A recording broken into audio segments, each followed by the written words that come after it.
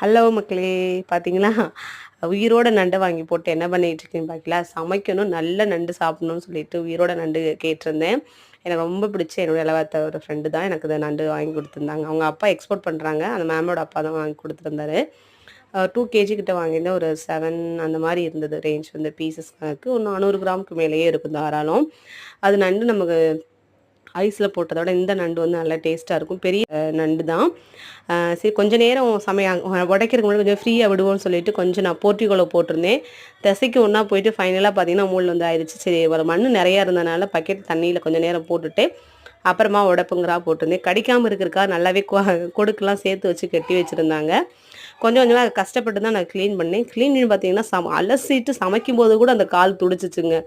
அவ்ளோ வந்து ஃப்ரெஷ்ஷா இருந்தது வந்து.